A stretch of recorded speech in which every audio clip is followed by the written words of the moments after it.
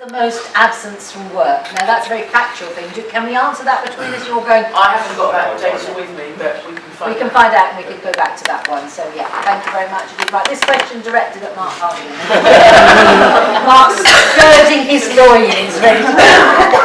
The lives of men are just as strongly influenced by gender as those of women. Societal norms and conceptions of masculinity and expectation of men as leaders, husbands or sons, create demands on men and shape their behaviour. Men are too often expected to concentrate on the material needs of... I don't know why I'm reading this, you're quite capable of it. Let's go down to a little bit further. Is there actually a question? Yeah, there is. What is done within the Suffolk Fire Service, a very male-dominated service, to encourage men to assume a more nurturing role? What opportunities are there for them to do so? What supports offered to ensure they prioritise their health, mental health and the health and well-being of their families? That's probably a call from home, there's a sick child. That's fine. Okay, do you encourage your men to have a more nurturing role? Sorry. Unfortunately, I had the opportunity to read this for a couple of minutes. The first thing I wrote down was help. But it's when you pick through it, it's a great question. Although it is a bit of a thesis study question, so you can spend about 6 months answering the question.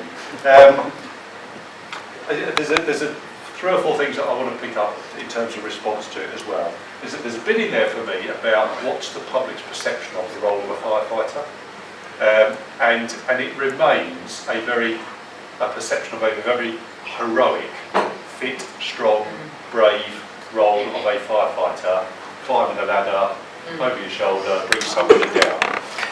Our fire service, and the fire service, is so much broader than that. That is such a small bit of what the fire service does.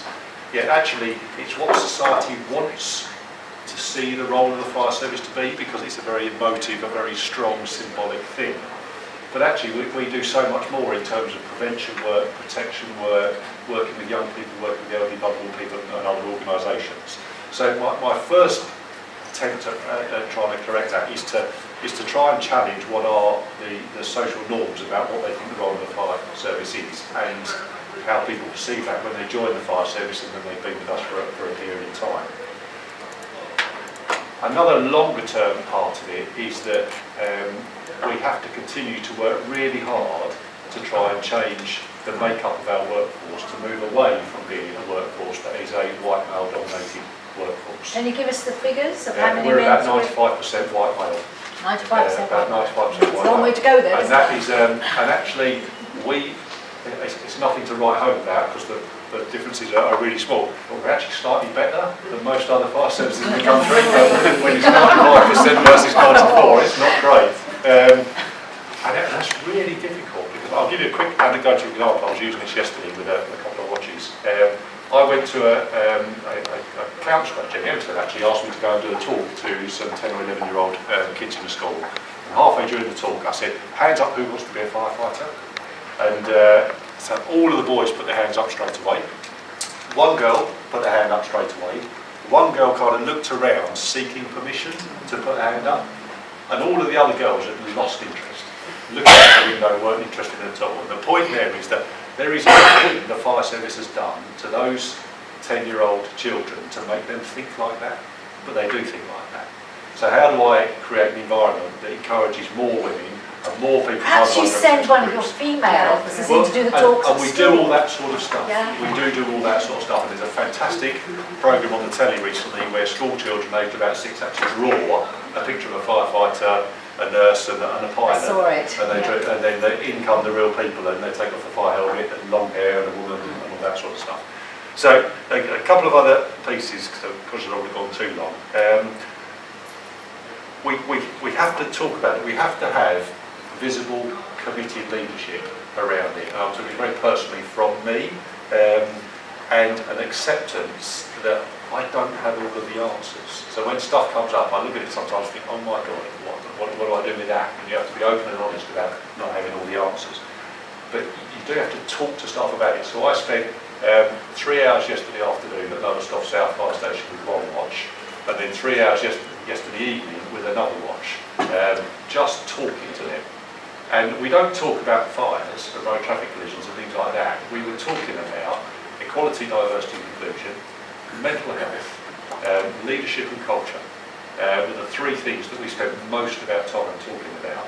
So we're trying to change the conversation that we have, and change the discussion that we have when we're out and about at the fire station, to get people to think differently about their roles. And one of the points I make to those, to the group yesterday, was when even though I've been doing it 29 years, when I go onto a fire station, I sometimes have to kind of steel myself a little bit when you go onto the fire station because of the conversation you can have. But when I go to a watch or a group of people in a department and it's all white men, it feels different when I'm talking to a group of all white men than it does when there is difference in the room, whether that be somebody with a disability, a woman, or somebody from a minority ethnic background. I can't quantify why. It's a feeling. It just feels different.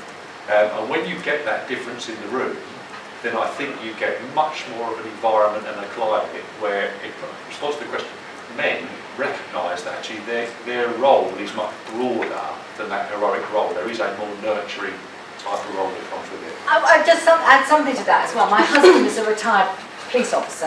My brother-in-law is a retired firefighter. And I know from the experience within my own family how much of their work is the nurturing side. You've got an accident, you've got children involved in an accident, they're looking after the children and so on. So, yeah, you're right, it isn't all the brave rushing up ladders and all the rest of it, is it? So, any comments from the floor at this point? Yes, at the back, thank you. Just one of the things we haven't mentioned there in Equalities Debate is the LGBT minority,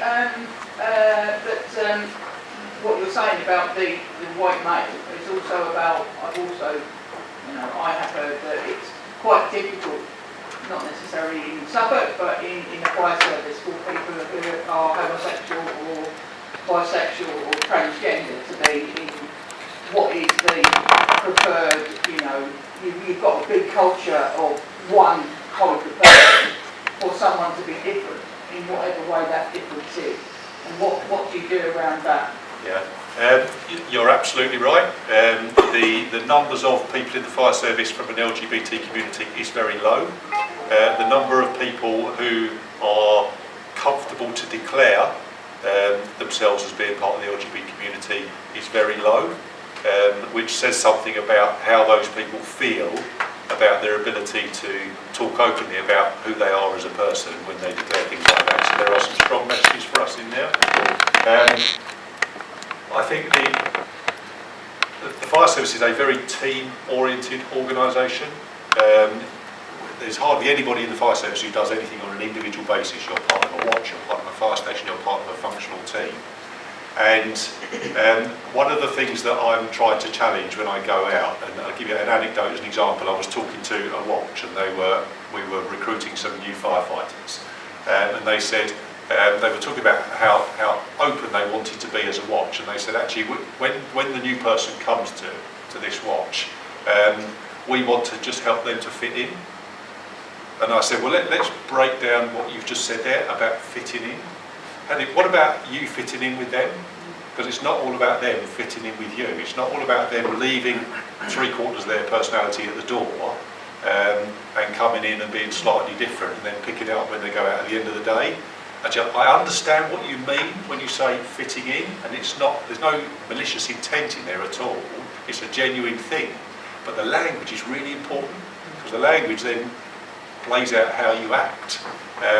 So the conversation we're trying to have is when somebody comes into the station, whether it's from the LGBT community or whatever group of underrepresented people in our fire and rescue service, it's about recognising that whatever they bring in adds value to you as a team. It doesn't matter what it is, it adds value to you as a team. And I just think, I'm probably going to end up saying the same thing, you just have to talk about it.